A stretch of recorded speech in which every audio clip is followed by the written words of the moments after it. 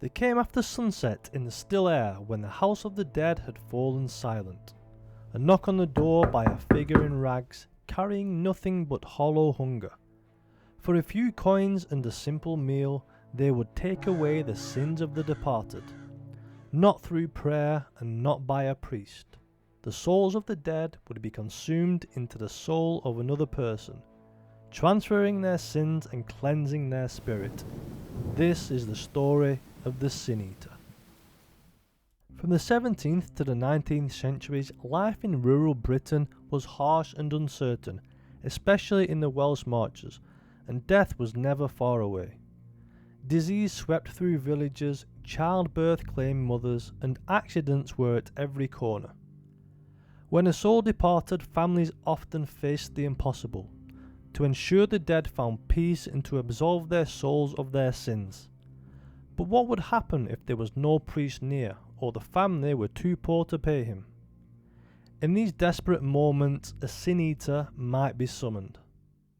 Upon death, the body of the deceased would be laid out, and on their chest a wooden plate with bread would be placed on it, with a mug of ale or beer nearby.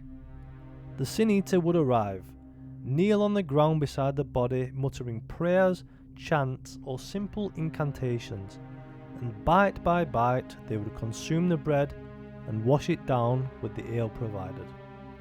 Each swallow and each crumb consumed was a vessel for the sins of the departed. As they ate, the family watched in silence. In the small, hushed room, the burden of the unconfessed sins was transferred, absorbed into the soul of a being that was already considered cursed. This practice was rooted in Christian beliefs, with the idea that unconfessed sins could trap the soul in purgatory. The bread became more than a food.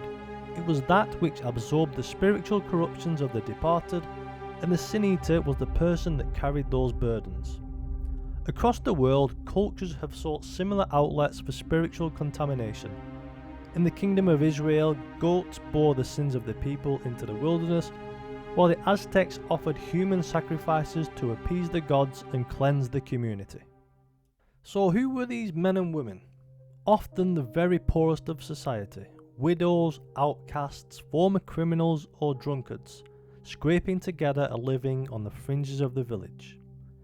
Their payment, sometimes a few coins, sometimes a simple meal, and sometimes the clothes of the deceased, was enough to survive, if only barely.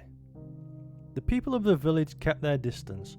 Children were warned, do not speak to them and do not touch them, whilst adults spat in their path. Their souls were believed to be blackened, and while dying without sin eating could condemn a loved one to purgatory, association with a sin eater also carried its risks. The psychological toll was immense. Sin eaters carried the weight of hundreds of souls. They were even blamed for misfortune, famine, illness, and even death itself. Folklore tells of sin eaters haunted by the very sins they consumed, with their nights plagued by the restless spirits of the dead. Priests also refused to bury sin eaters upon their death in the sacred grounds of the church and the surrounding land, like the rest of the population.